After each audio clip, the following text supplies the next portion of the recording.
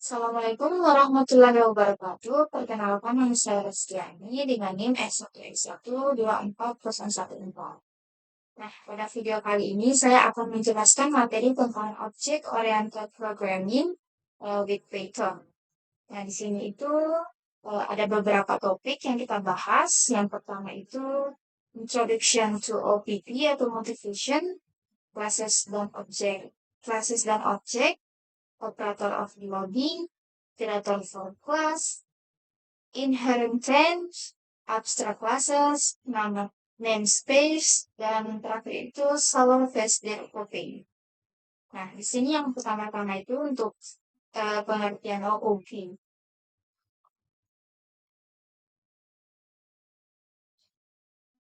Introduction to Object Oriented Programming atau OOP. Nah, apa sih itu OOP?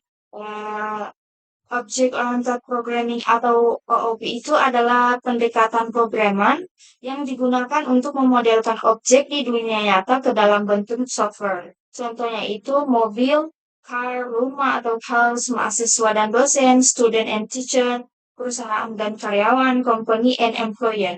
Nah, dalam OOP ini, objek dunia nyata direpresentasikan sebagai software objek yang memiliki data atau atribut atau karakteristik objek, metode atau fungsi perilaku objek.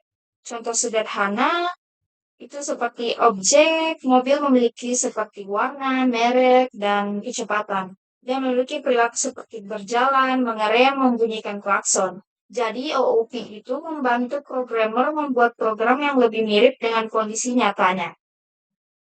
Mengapa OOP dibutuhkan? Nah, OOP itu dibuat untuk memberikan beberapa kualitas penting pada software. Yang pertama itu robustness against failures. Program menjadi lebih kuat dan tidak mudah rusak ketika terjadi error. Karena kode lebih terstruktur, setiap bagian memiliki tugas masing-masing. Yang kedua itu adaptability.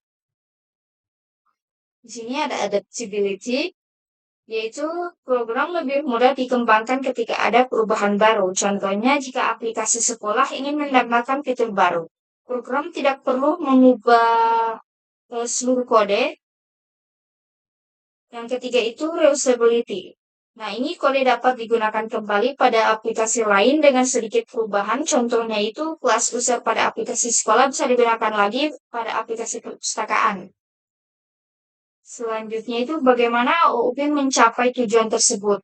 Nah, OOP itu memiliki beberapa konsep utama. Yang pertama itu encapsulation. Pengertiannya itu adalah proses menggabungkan data dan metode ke dalam satu kelas lalu membatasi akses langsung dari luar. Yang tujuannya itu melindungi data agar tidak sembarangan diubah. Contohnya, di sini ada contoh. Kita akan coba saja contohnya ya.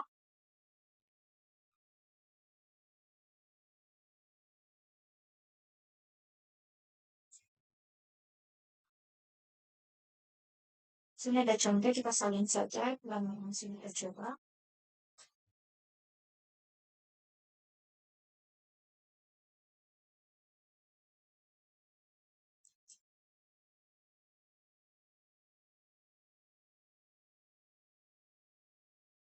Nah, di sini hasil contoh yang kita coba itu outputnya itu ada 90.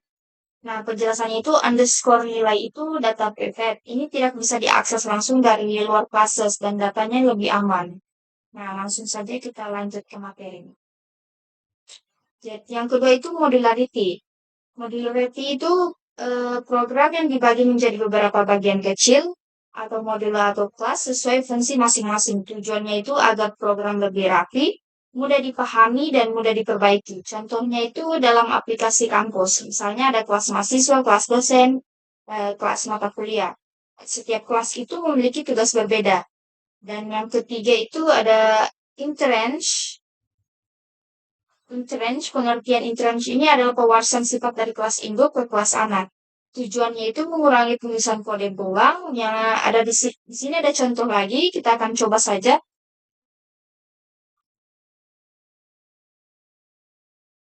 Sini ada contoh.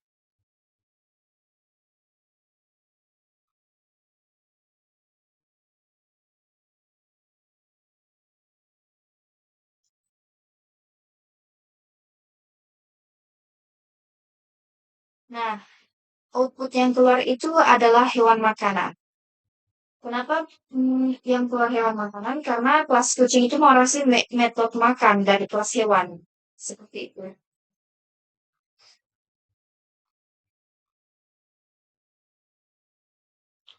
Masih di slide introduction, yang selanjutnya itu yang keempat, abstraction. Nah, pengertian abstraction ini adalah proses menyembunyikan detail implementation dari hanya menampilkan bagian penting kepada pengguna. Tujuannya itu membuat program lebih sederhana, mudah digunakan, dan mudah dipahami. Contoh di kehidupan nyatanya itu saat menggunakan mobil, kita cukup cukup tahu cara menginjak gas, rem, dan setir. Mungkin seperti itu. Kita tidak perlu tahu detail cara kerja mesin mobil. Di sini ada contoh lagi. Mungkin bisa kita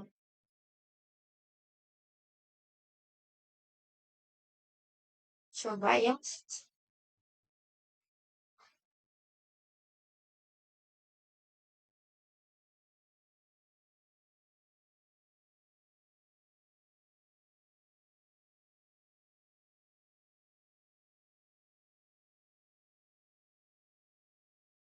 Nah, di sini output yang keluar itu motor berjalan. Nah, berarti ABC itu abstract base class dan abstract method itu metode wajib dibuat di kelas turunan dan pengguna hanya memakai metode penting tanpa mengetahui detail internalnya. Mungkin seperti itu.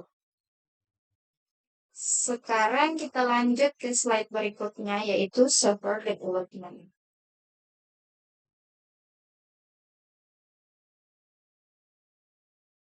Nah, untuk software development ini, dalam pengembangan software atau aplikasi terdapat beberapa tahap utama agar program dapat dibuat dengan baik dan berjalan sesuai kebutuhan. Nah, tahap-tahap tersebut meliputi design, implementation, testing, dan debugging. Yang pertama itu desain. Nah, pengertiannya ini adalah tahap perencanaan sebelum program dibuat. Pada tahap ini, programmer menentukan tujuan program, fitur-fitur, struktur program, alur kerja, serta tampilan dan hubungan antar bagian program. Nah, contohnya ini jika ingin membuat aplikasi perpustakaan, maka pada tahap desain ditentukan kelas bukunya, kelas anggota, kelas peminjaman, serta menentukan bagaimana objek-objek tersebut saling berhubungan. Nah, tujuan desain ini untuk mempermudah proses coding, mengurangi kesalahan program, dan membuat program lebih terstruktur. Selanjutnya itu implementation. Nah, pengertiannya ini adalah proses menerjemahkan desain menjadi kode program menggunakan bahasa programan seperti Python. Nah, di sini ada contoh. Sini ada contoh, kita coba.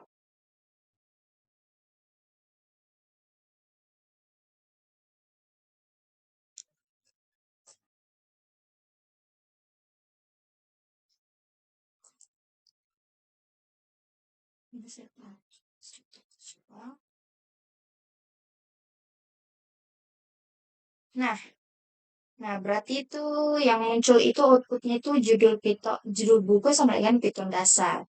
Nah, berarti pada tahap ini tuh programnya membuat kelas, function, dan database dan fitur programnya. Selanjutnya itu yang ketiga, testing dan debugging. Testing dan debugging.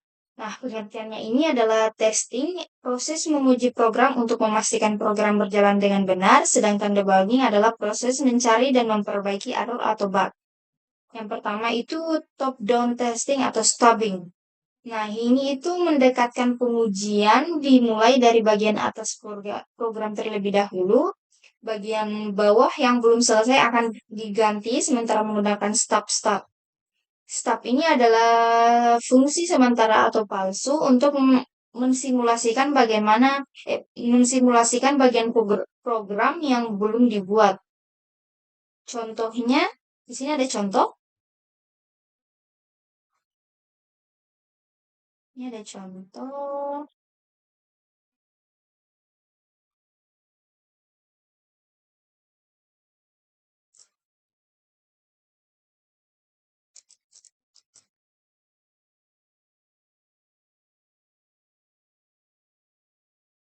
Nah, contoh login berhasil. Outputnya itu yang terlihat itu login berhasil dan dashboard tampil. Seperti itu. Nah, ini misalnya fungsi dashboard asli belum selesai, maka digunakan stop sementara. Gitu, seperti itu. Yang kedua itu bottom up testing. Bottom up testing atau unit testing. Ini pengertian ini merupakan dimulai dari bagian kecil atau unit terkecil program terlebih dahulu. Biasanya setiap function diuji satu persatu. Tujuannya itu memastikan tiap bagian bekerja dengan benar, mempermudah menemukan error. Contohnya itu ada def tambah A atau B itu di return A tambah B. Yang C ya, yang selanjutnya itu debugger. Pengertian dari debugger ini adalah alat untuk membantu programmer menemukan kesalahan program. Selanjutnya teknik debugging. Yang pertama itu ada breakpoints. Program dihentikan sementara pada baris tertentu untuk memeriksa isi variabel. Biasanya digunakan di VS Code, Python, dan IDLE. Yang kedua itu print statement, menggunakan print tutup kurung untuk melihat nilai variabel. Contohnya itu misalnya X sama dengan 10, Y sama dengan 5. Di situ di print nilai X-nya itu dan nilai Y-nya hasilnya itu X tambah Y dan print hasil. Nah, if name main ini pengertian if name main. Pada Python terdapat mode khusus seperti if name main. Nah, di dalam kondisi tersebut hanya akan dijalankan jika file Python dijalankan secara langsung. Namun kode tersebut tidak akan jalan ketika di file import ke program lain.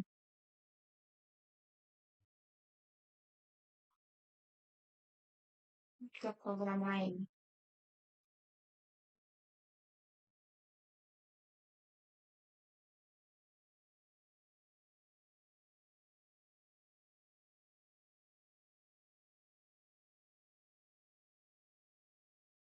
Fungsi main. Nah, di sini tuh fungsi main itu tujuannya itu memisahkan kode utama dan kode modul, mempermudah testing, mencegah kode berjalan otomatis saat import. Mungkin seperti itu. Selanjutnya kita ke slide class definition. Nah, di sini tuh dalam OOP itu kelas merupakan alat utama untuk membuat abstraksi pada programan berorientasi objek. Nah, kelas ini digunakan sebagai cetakan blueprint untuk membuat objek. Pengertian dari kelas itu adalah struktur yang bersih dari data atau atribut dan fungsi atau metode yang menggambarkan suatu objek di dalam dunia nyata. Nah, contohnya ini misalnya kelas mahasiswa dapat memiliki nama, NIM, dan jurusan. Dan metodenya itu belajar atau tampil data, gitu. Komponen dalam kelas. Sebuah kelas terdiri dari dua komponen utama. Yang pertama itu method atau member function. Yang pengertiannya itu metode adalah fungsi yang berada di dalam kelas. Metode digunakan untuk menjalankan aksi, mengelola data, atau memberi perilaku pada objek. Contoh kelasnya untuk kelas mahasiswa ada, kita cek saja.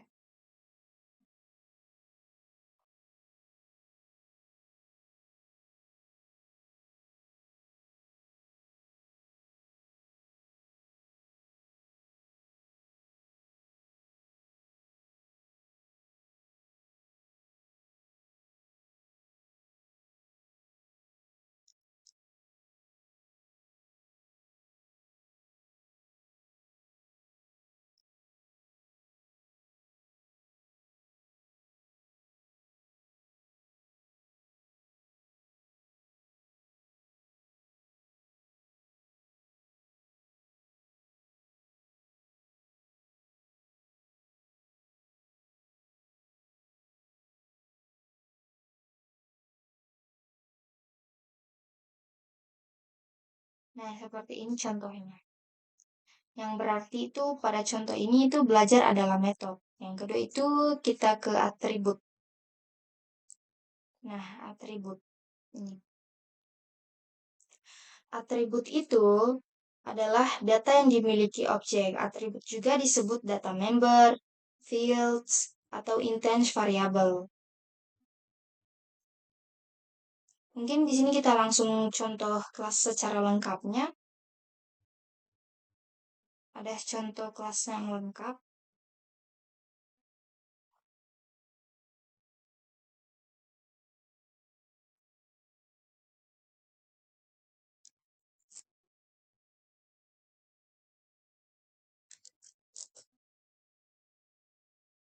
Nah, mungkin seperti ini.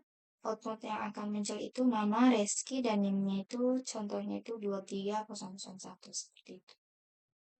Di sini bisa juga kita ganti S1 jadi 23 ini.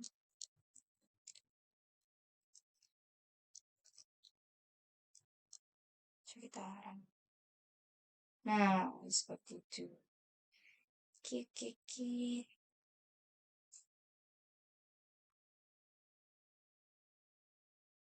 Sebenarnya untuk di kelas bisa ditambah mungkin seperti jurusan kita tes saja untuk penambahan kelas.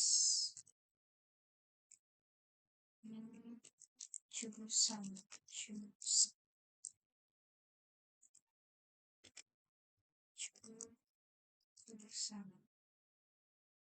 sini ke sana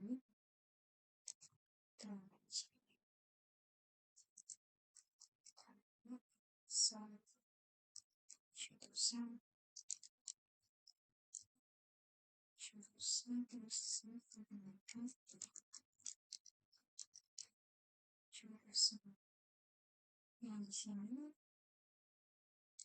space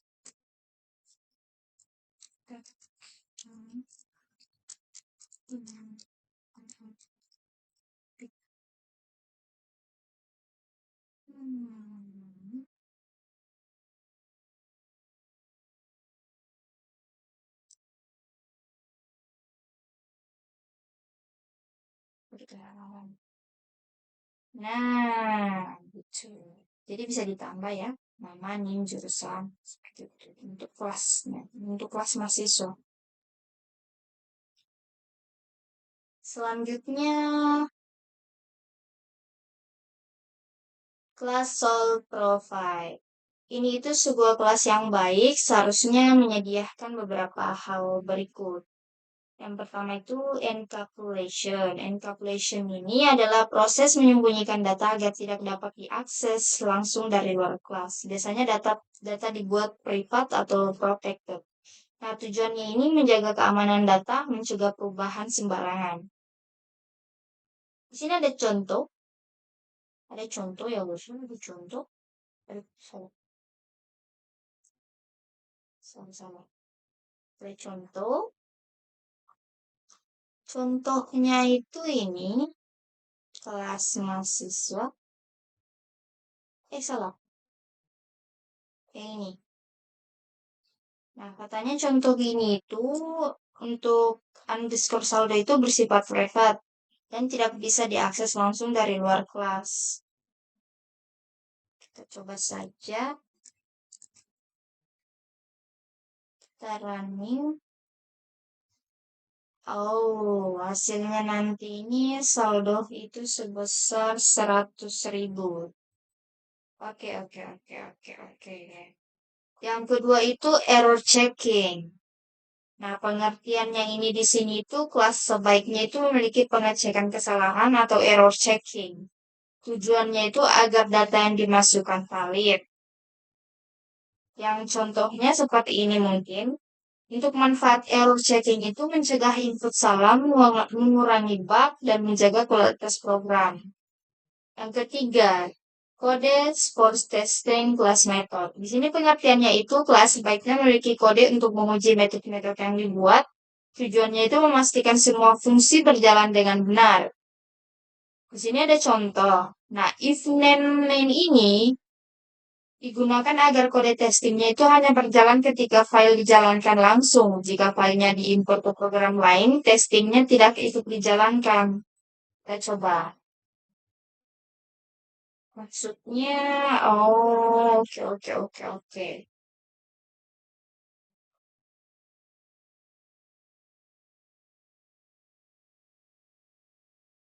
Biar bersih hapus dulu.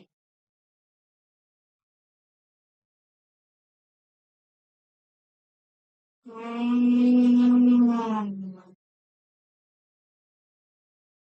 Oke, oke, oke, oke.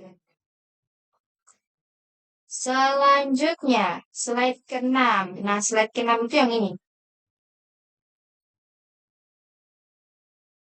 Yang kelas dan objek. Oke, ya. Sini saya terjemahkan saja ke bahasa Indonesia. Nah, slide dan kelas dan objek ini dalam OOP itu, OOP ya, konsep paling dasarnya itu adalah kelas dan objek. Nah, kelas dan objek ini digunakan untuk mempresentasikan objek dunia nyata ke dalam program. Ya. Nah, kelas is blueprint for creating object. Nah, pengertian kelas. Kelas adalah blueprint. Cetakan atau template untuk membuat objek. Kelas hanya berupa rancangan dan belum menjadi objek nyata. Sini ada contoh. Misalnya terdapat kelas mobil. Kelas tersebut memiliki warna merek kecepatan. Ini sama seperti yang di sebelumnya, namun sebelumnya mobil tersebut belum benar-benar ada. Sini objek. Nah, objek itu hasil nyata dari sebuah kelas. Contohnya seperti mobil merah Toyota, mobil hitam Honda, begitu. Sini sebenarnya ada contoh kode. Mau dicoba kayak ini, kita coba saja ya. Kita coba saja. Katanya ini penjelasannya kelas mobil itu membuat kelas. Mobil itu objek dari kelas mobil. Merek dan warna itu atribut atau datanya. Tampil ini metode. Ya, oke, oke, oke, oke. Sabar, kita coba dulu kode ini.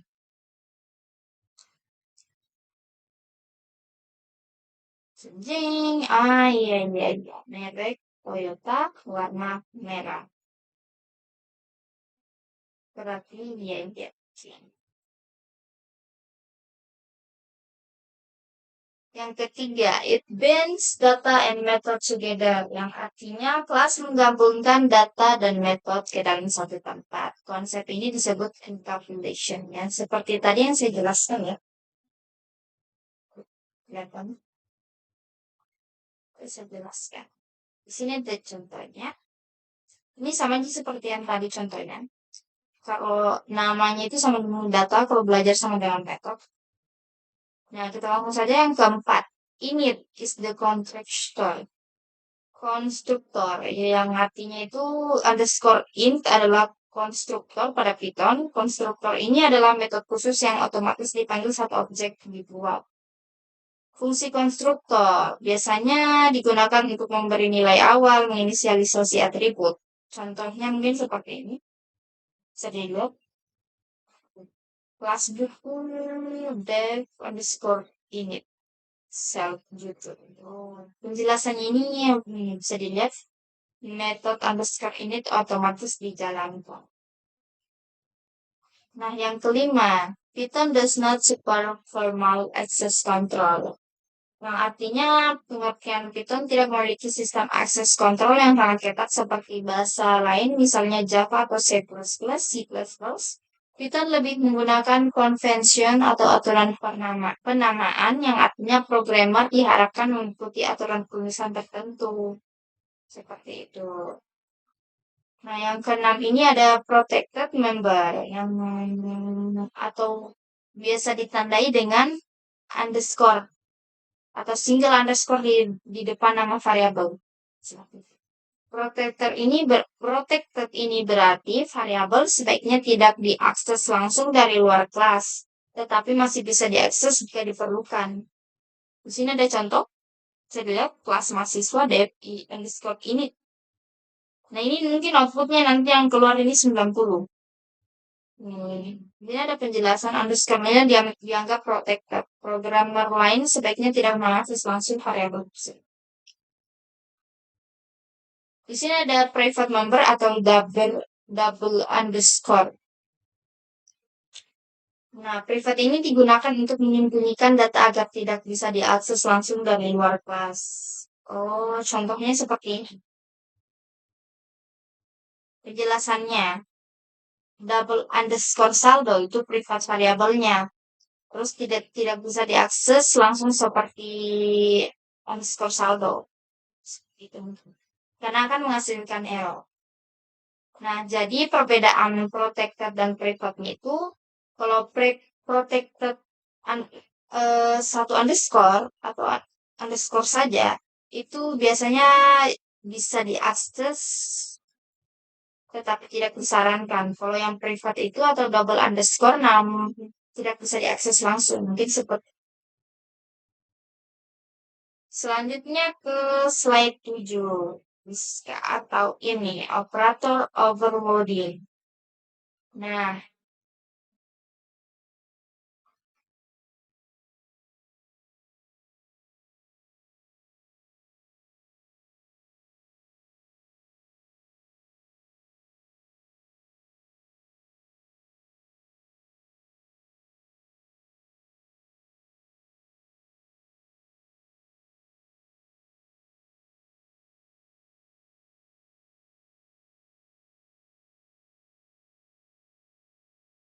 hmm, kalau operator overloading, ini dia itu sebentar.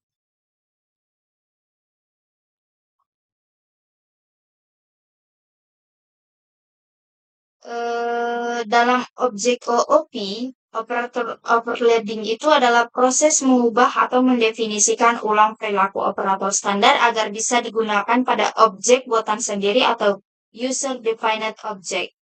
Nah, operatornya itu seperti tanda plus, tanda kurang, atau bintang. Ini biasanya digunakan untuk tipe data bawaan seperti angka, string, atau list.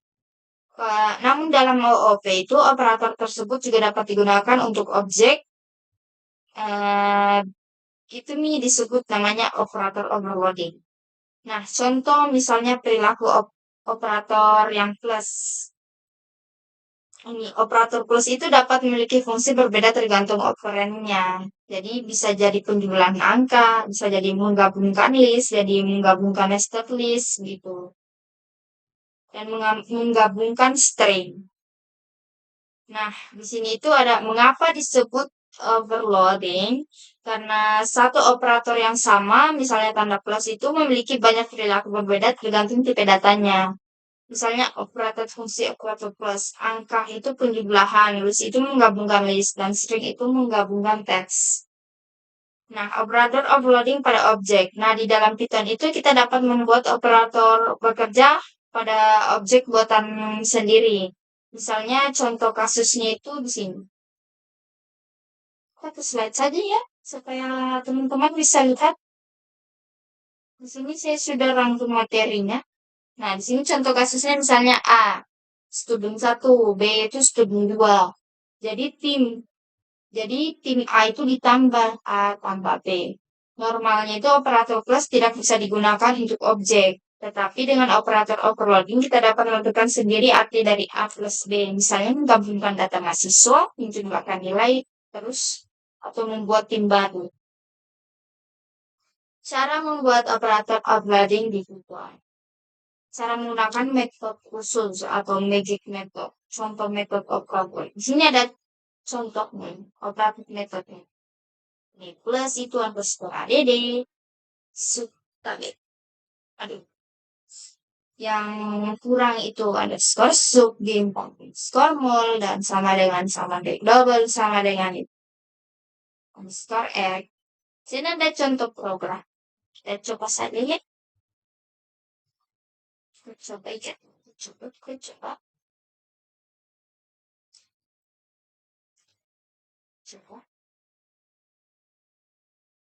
Oh, hasilnya 170. Mungkin ini karena 80 ditambah 90 ya. Bisa dilihat di sini. Nah, nilai ditambah order, oke? Sini 80 ditambah 90, hasilnya itu 170.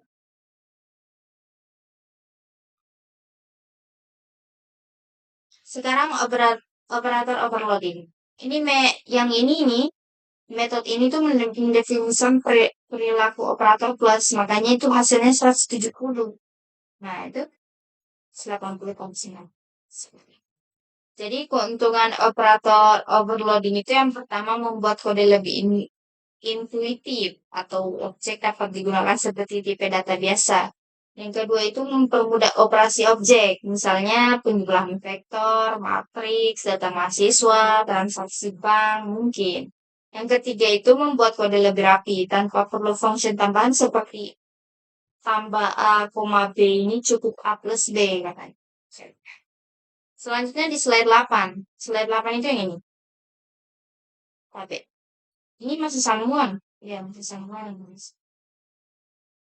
Oke, hai. Nah, operator overloading through specially named method. Dalam Python ini, perilaku operator dan fungsi bawaan dapat dirubah atau didefinisikan ulang menggunakan special method atau magic method.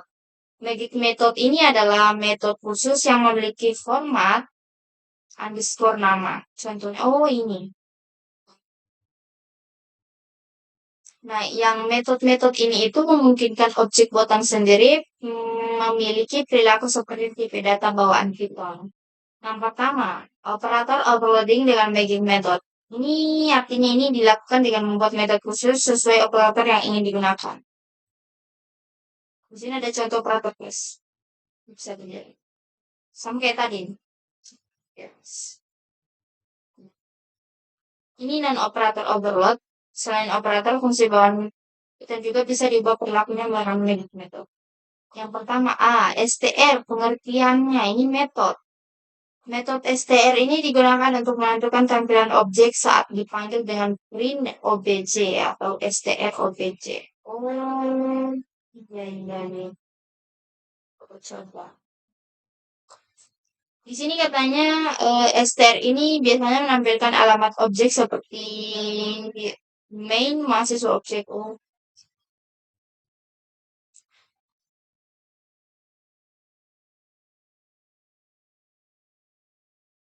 Oh, iya, nama siswa Reski. Yang kedua, bool. Pengertian metodenya ini itu digunakan agar objek dapat diperlakukan seperti nilai boolean, true atau false. Ini ada contoh. Tes saja. Saat digunakan dalam kan, pencegahan dalam.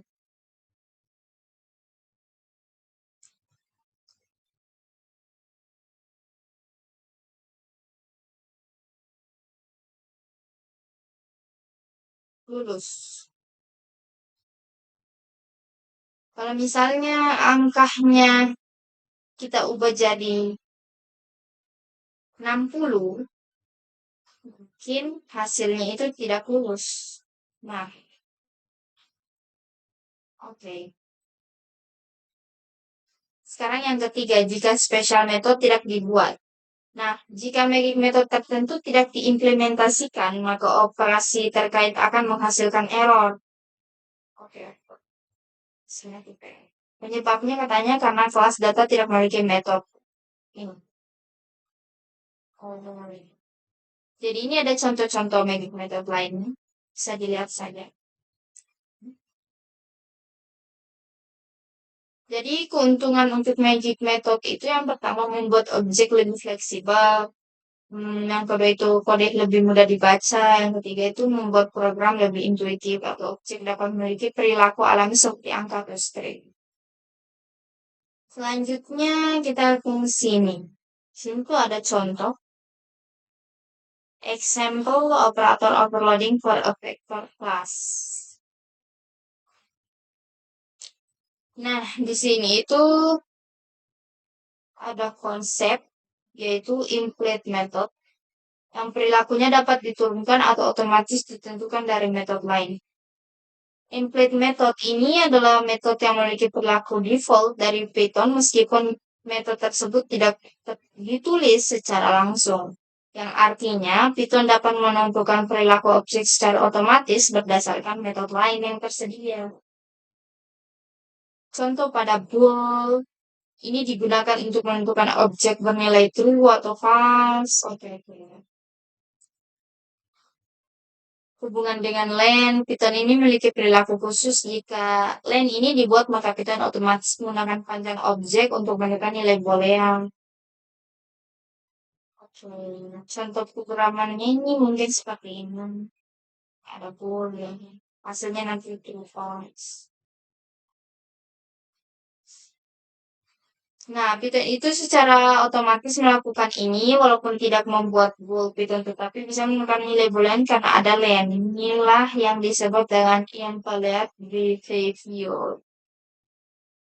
Ini ada contoh vektor kelas dan operator overloading. Kita coba ya.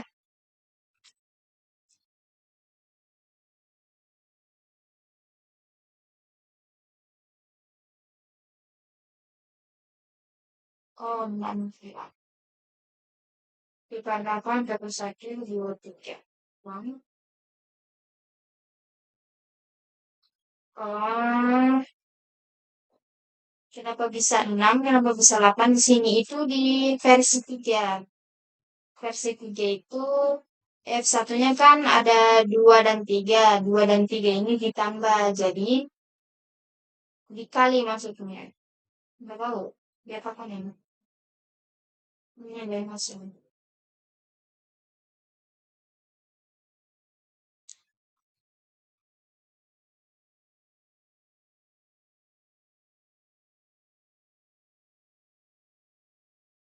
Kita skip ya. Ini operator yang memiliki default before. Ini contoh-contoh metodenya dan fungsinya. Nah, kalau bol itu menentukan lookup, selain menentukan panjang objek. Style itu tampilan objek dan ADD itu operator class. Ini kita ke slide ini ya. Iterator for a class. Kalau iterator for a class, itu di dalam Python itu iterator digunakan agar sebuah objek dapat diakses satu per satu menggunakan perulangan seperti for. Nah, iterator ini sangat penting dalam objek OOP karena memungkinkan objek buatan sendiri diperlakukan seperti list, tuple, atau collection lainnya. Nah, untuk iterator ini adalah objek yang dapat mengembalikan elemen berikutnya secara berurutan. Iterator memiliki metode khusus, yaitu underscore next, yang digunakan untuk mengambil data sebelumnya, data berikutnya.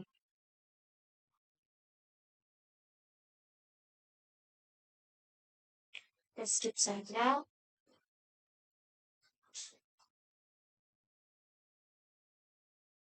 Di sini ada contoh membuat iterator kelas. Kita coba kodenya ya, untuk contohnya saja. Biar gampang, ini memang tahu. Nah, ini hasilnya itu 1, 2, 3, 4, 5 secara vertikal. Sini ada penjelasannya. Kalau iternya itu atau def underscore iter itu reference ini metode ini mengembalikan objek iteratornya. Kalau next ini mengembalikan nilai berikutnya lalu menaikkan counter seperti itu. Nah, stop iteration ini jika data habis, raise stop iteration digunakan raise stop iteration digunakan untuk menghentikan keulangan. Yang kedua menggunakan len dan get item. Nah, ini adalah membuat kelas berbasis kategori.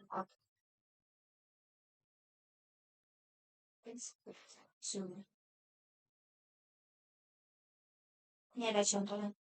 Bisa dilihat. Tadi juga kita habis coba contohnya.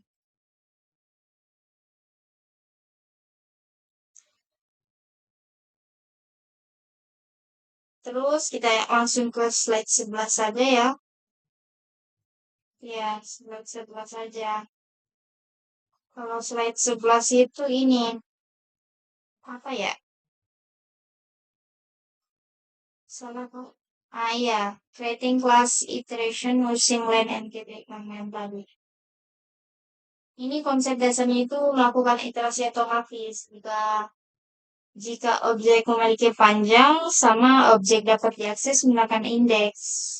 Nah, re-implementation of Python range. Ini itu kita membuat ulang fungsi bawaan Python.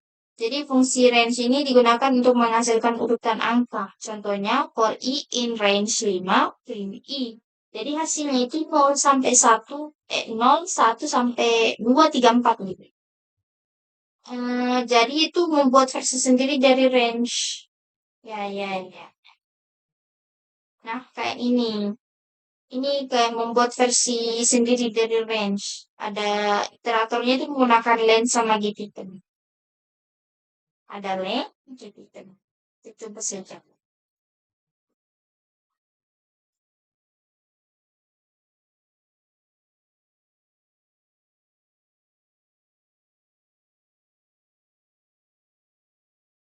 Nah ini. Bisa dilihat 1, 2, 3, 4, 5.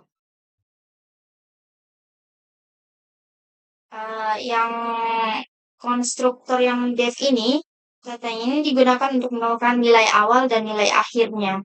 Nah, kalau len ini mengembalikan jumlah elemen. Jika startnya 1, n-nya 6, maka jadi hasilnya itu outputnya sampai 5 saja, tidak sampai 6 karena n-nya itu di 6. Maka output yang tertampil itu 1 sampai 5 saja, seperti itu. Yang ketiga itu get item. Nah, ini yang digunakan tadi di contoh yang ini, di bagian ini, yang ini, yang ini, yang ini, yang ini. Nah, ini itu digunakan untuk mengambil data berdasarkan indeks. Jadi, jika indeksnya tadi 0, maka returnnya 1. Nah, jika indeksnya 1, maka returnnya 2, dan seterusnya. Makanya tadi itu, kalau udah mulai dari 1, karena indeksnya itu 0. Kalau misalnya kalau kita mulai dari indeksnya 1, maka tadi outputnya yang keluar itu 2 sampai 5, bukan 1 sampai 5. Nah, sekarang itu index error, raises index error. Ini digunakan untuk beritahu Python bahwa indeks sudah habis. Saat itulah perulangan berhenti otomatis. Mungkin seperti. Nah, di sini ada perbedaan dengan iter dan next. Di sini iteration protokol itu metodenya ini iter dan next. Kalau sequence protokol ini metodenya len sama get iter. Jadi keuntungan pendekatan ini tuh yang pertama lebih sederhana, dua cocok untuk data berbasis indeks, yang ketiga itu mendukung for loop otomatis.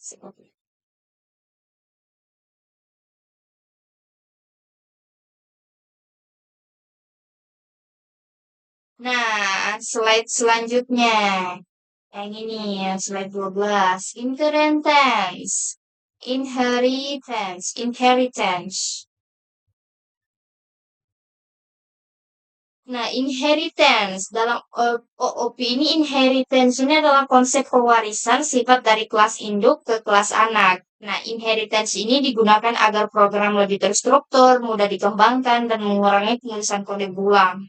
Nah, konsep dasar inheritance ini dalam pengembangan software komponen program biasanya disusun secara hierarki gitu.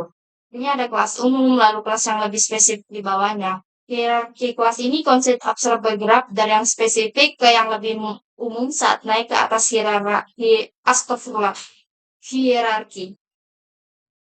Nah, contoh sederhananya kelas umumnya itu hewan, kelas lebih spesifiknya itu kucing, anjing, burung. Nah, di sini ada hewan itu seperti menjadi parent atau base superkelasnya. Kalau kucing, anjing, burung itu child atau subkelasnya. Nah, mungkin inheritance ini adalah kelas yang dibuat berdasarkan kelas yang sudah ada. Seperti itu. Di sini ada contoh. Contoh apa? Inheritance di Python. Kita coba saja. Kebetul. Kebetul. Nah, ini. Hewan sedang makan. Gitu. Nah, penjelasannya katanya di sini, parent class atau kelas hewan itu memiliki metode makan. Nah, kalau child class, kelas kucingnya atau hewan itu mewarisi semua metode dari hewan. Nah, jadi keuntungan inheritance ini, yang pertama itu reusability atau kode parent dapat digunakan kembali. Yang kedua itu mengurangi duplikasi. Tidak perlu menulis kode yang sama berulang kali. Oke. Yang ketiga, struktur program lebih rapi. Kelas dapat diorganisasi secara hierarki. Begitu. Nah, yang untuk method opening sama Jen tadi. Extending superclass. Subclass juga dapat menambahkan metode baru. Ini kan contohnya. Nanti hasil outputnya kan yang keluar hewan makan, burung terbang. Nah, penjelasannya katanya di sini yang metode warisan ini, atau yang makan itu dari parent kelasnya. Jadi metode baru itu inheritance ini eh, konsep pewarisan sifat dari kelas induk ke kelas anak begitu.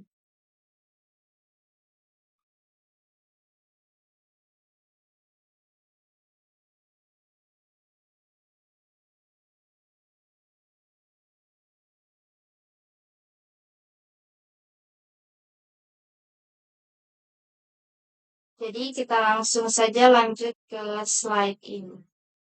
Hmm, Expression between for expansion types ini. Di sini katanya membahas tentang expression atau error disusun dalam bentuk hierarki menggunakan konsep objek OOP, yaitu inheritance. Jadi setiap jenis error itu berasal dari kelas induk yang lebih umum, lalu diturunkan menjadi error yang lebih spesifik. Seperti itu. Di sini ada secara umum struktur expression itu ada base expression. Ini kelas induk paling atas untuk semua error. Yang expression ini turunan dari base expression menjadi parent untuk sebagian besar error yang sering terjadi. Nah, dari expression ini muncul berbagai jenis error spesifik seperti arithmetic error. Ini berhubungan dengan operasi matematika, contohnya zero division error dan overflow error. Selanjutnya itu dari expression ini ada lookup error. Ini berhubungan dengan pencarian data, contohnya itu index error dan AK error. Selanjutnya itu value error. Ini terjadi ketika nilai yang diberi tidak sesuai. Nah, selanjutnya tipe error. Ini terjadi ketika tipe data tidak cocok. Dan file not found error ini terjadi ketika file tidak ditemukan. Nah, hierarki ini mirip seperti silsilah keluarga. Contohnya misalnya expression error adalah orang tua. Zero division error adalah anak. Karena menggunakan inheritance, jadi child kelasnya ini mewarisi sifat peran kelasnya. Jadi zero division error ini juga termasuk arithmetic error dan juga termasuk expansion. Nah, di sini ada mengapa hierarki ya Allah hierarki expression penting? Yang pertama itu karena mempermudah penanganan error, yang kedua membuat error lebih terstruktur, yang ketiga mempermudah debugging agar program lebih mudah mengetahui sumber kesalahan program. Mungkin seperti itu. Ini adalah contoh jenis expression dan penjelasannya masing-masing. Di sini ada satu contoh, contoh apa? Contoh coding Pythonnya. Tes saja ya, agak panjang.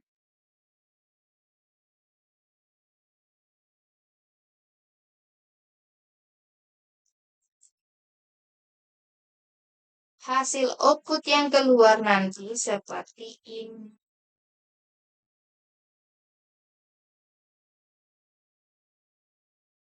Nah, seperti ini. Contoh yang ini kan. Yang ini. Yang ini.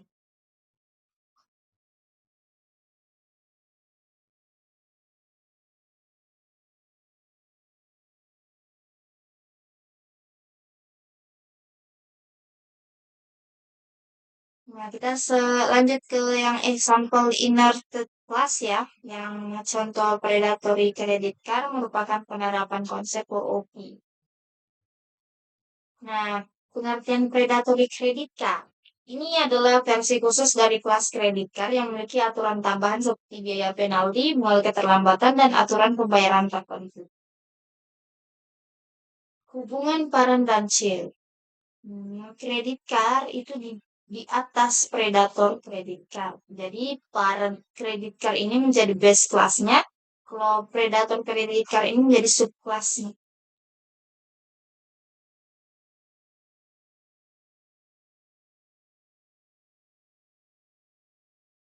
Ini keuntungan ini apa? Inherits the closure of parent class itu keuntungannya mengurangi duplikat kode, program lebih singkat dan lebih mudah dipelihara.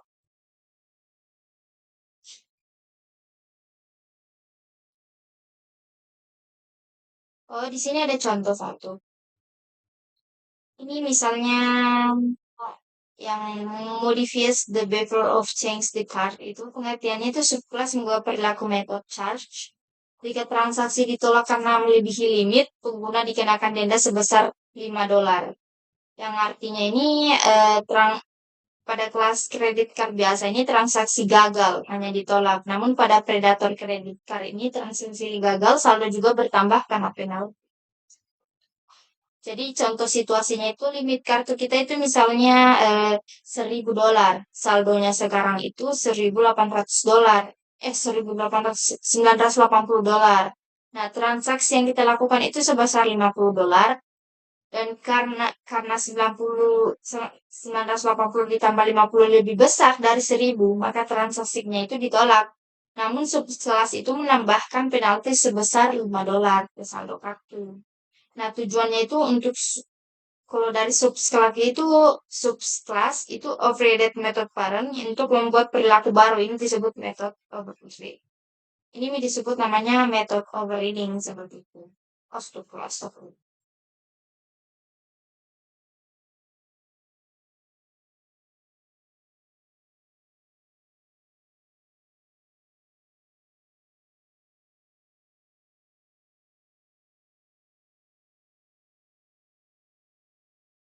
Selanjutnya kita ke slide ini. Nah, ini ya. Ini. Di sini ada another example of inherent change progression. Di sini katanya ini menjelaskan menggunakan objek OOP yaitu dengan membuat kelas bernama progression atau base class progression. Ini adalah farm class atau base class. Ini untuk menghasilkan urutan bilangan sequence secara umum. Nah, fungsi progression ini, kelas ini menyediakan kemampuan iterasi, menghasilkan angka berikutnya, dan menjadi dasar untuk subkelas lain. Seperti itu. Arithmetic progression. Di sini apa? Nah, kita ke arithmetic progression. Nah, ini menghasilkan deret aritmatika. Jadi setiap angka bertambah dengan nilai tetap. Contohnya deret 2, 4, 6, 8, 10. Penambahannya itu plus 2 setiap langkah. Seperti itu. Ini cara kerja subclass katanya ini mewarisi fungsi iterasi dari parameter lalu mengubah cara menghasilkan angka berikutnya. Dan konsep OOP-nya ini menggunakan method overriding untuk memodifikasi perhitungan angka berikutnya. Yang kedua, geometry progression yang ini. Geometry progression. Nah, ini itu menghasilkan deret geometri setiap angka dikalikan dengan nilai tetap. Oh, 2, 4, 8, 16, 32. Jadi setiap langkahnya itu dikali 2. Jadi 2 dikali 2, 4, 4 dikali 2, 8, 8 dikali 2, 16, 16 dikali 2, 32. Seperti itu cara kerjanya. Dan selanjutnya Fibonacci progression. Nah, ini itu menghasilkan deret Fibonacci yang setiap angka diperoleh dari penjumlahan dua angka sebelumnya. Oh, misalnya contoh 0, 1, 1, 2, 3, 5, 8, 13. Jadi penjumlahan ini ada dua angka sebelumnya. Jadi misalnya 0 ditambah 1 itu sama dengan 2. 1, 1 itu 2. 1, 2 itu 3. 3, 2 itu 5. 5 dan 3 itu 8. Gitu. Jadi dua angka sebelumnya ditambahkan. Misalnya ini 1 ditambah 1, 2. 2 ditambah 3 itu 1 ditambah 2 itu 3. 3 ditambah 2 itu 5. 5 ditambah 3 itu 8. 8 ditambah 5 itu 13. Seperti itu. Nah, di sini mengapa menggunakan inheritance? Karena itu semua progression itu memiliki kesamaan, menghasilkan urutan angka, mendukung iterasi, dan memiliki progres angka berikutnya. Maka fungsi umumnya dilakukan pada base class. Oke, seperti itu. Selanjutnya kita ke slide ini. Ini ada cuman apa ya? Seperti itulah, sama dengan penjelasan yang tadi.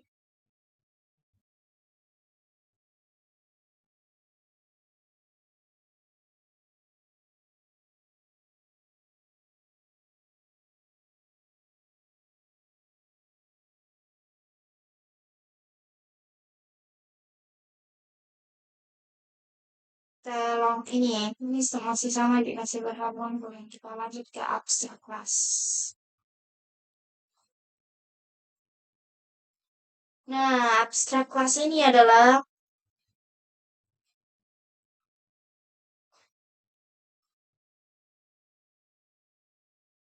abstrak kelas ini adalah kelas yang digunakan sebagai blueprint atau template untuk kelas lain. Nah, abstrak kelas ini biasanya digunakan untuk menentukan struktur umum, metode yang harus dimiliki subkelas, tanpa memberikan implementasi lengkap.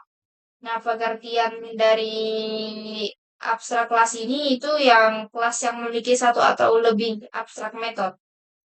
Yaitu kelas ini tidak digunakan langsung untuk membuat objek, tetapi menjadi dasar bagi ciri kelasnya.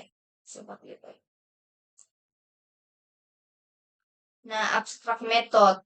Ini adalah metode yang hanya memiliki deklarasi, tetapi belum memiliki isi atau implementasi. Berarti parent kelasnya hanya menentukan apa yang harus ada, sedangkan subkelasnya itu menentukan bagaimana cara kerjanya. Nah, konsep sederhananya, misalnya ada kelas kendaraan. Nah, kelas ini itu memiliki metodenya bergerak, tapi cara bergerak tiap kendaraan kan berbeda. Misalnya mobil itu berjalan di jalan, kapal itu berlayar, pesawat itu terbang. Maka parent kelasnya ini cukup menentukan bergerak tanpa implementasi detailnya, begitu konsep sederhananya. Kalau untuk abstract class cannot be installed. Oh, pengertiannya ini abstract class ini maksudnya tidak dapat dibuat objek secara langsung. Contoh konsepnya ini, misalnya tidak valid jika langsung membuat kendaraan, karena kelasnya ini terbuat hanya template, yang dibuat objeknya itu adalah mobil, kapal, pesawat sebagai subkelasnya. Mengapa tidak bisa diinstansiasi? Maksudnya karena kelasnya ini belum lengkap dan memiliki metode tanpa implementasi. Selanjutnya, subscribe most preferred implementation. Ini pengertiannya ini ciri kelas wajib atau memberikan implementasi metode abstrak. Yang artinya itu subkelasnya itu harus melengkapi fungsi yang belum dibuat parent kelasnya. Jadi contoh misalnya parent kelasnya itu bergerak. Nah, subkelasnya ini mobil, implementasinya berjalan, kalau pesawat implementasinya terbang. Tujuan abstrak kelas ini digunakan untuk menyediakan abstraction. Nah, abstraction itu menyederhanakan pengguna program dengan menyembunyikan detail implementasi. Pengguna cukup tahu fungsi apa yang tersedia tanpa perlu tahu detail internalnya. Misalnya contoh dunia nyatanya itu saat menggunakan ATM, aplikasi mobile banking, atau remote TV. Penggunaan hanya bisa melihat tombol dan fungsi sederhananya tanpa mengetahui proses internal sistemnya. Untuk abstrak kelas sebagai API sederhana, ini abstrak kelas ini memberikan inference umum yang harus diikuti semua subclass. Dengan begitu struktur program menjadi konsisten dan mudah dikembangkan. Python dan abstract base class ABC. Oh, ini ABC ini adalah kelas khusus yang dapat diwariskan oleh subclass. Fungsi ABC ini atau abstract base class ini untuk mendefinisikan metode abstrak memaksa subclass mengimplementasikan metode tertentu. Seperti itu. Ini ada hubungan parameter seperti itu. Nah, slide yang ini ya. Yang ini ya. Kita ke ini ya.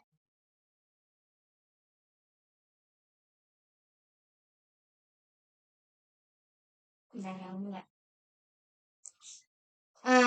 Ini kalau namespace dan object orientation, kalau ini adalah menyimpan nama name container untuk variabel, misalnya variabel, method, object, dan class.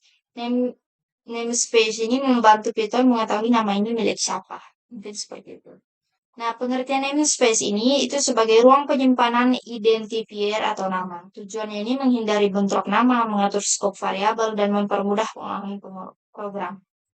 Contoh sederhananya misalnya ada variabel balance. Python perlu mengetahui apakah balance milik kelas, milik objek, atau variabel global. Nah, namespace ini digunakan untuk membedakannya. Seperti itu. Nah, isi kelas namespace. Nah, kan tadi biasanya meliputi metode, kelas, variabel, dan atribut kelas. Di sini ada konsep.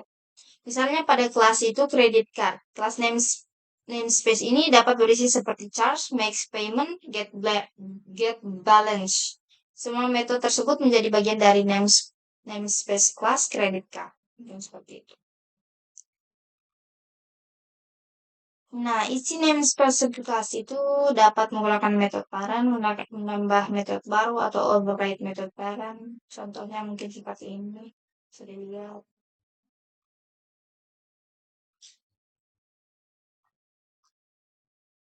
Hmm.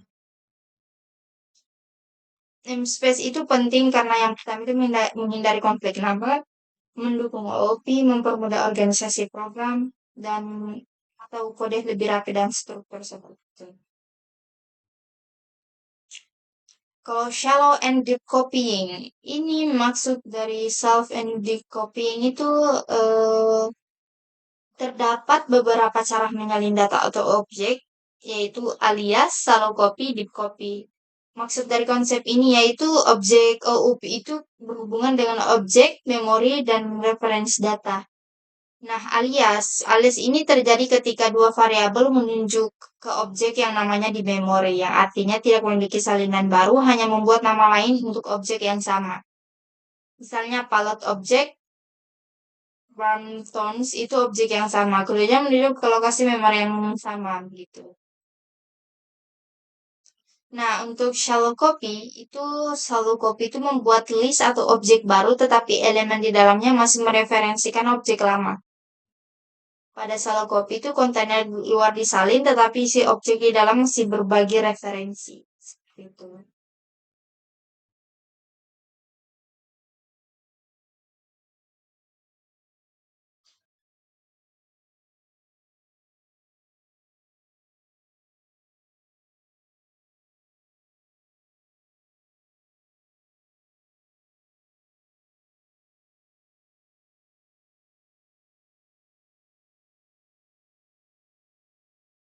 Hmm, sekarang itu kita masuk ke slide berapa ya?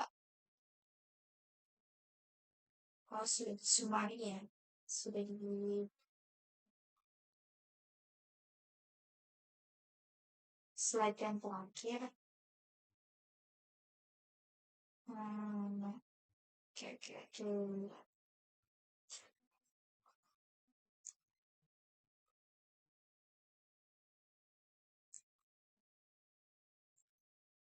Tulis summary.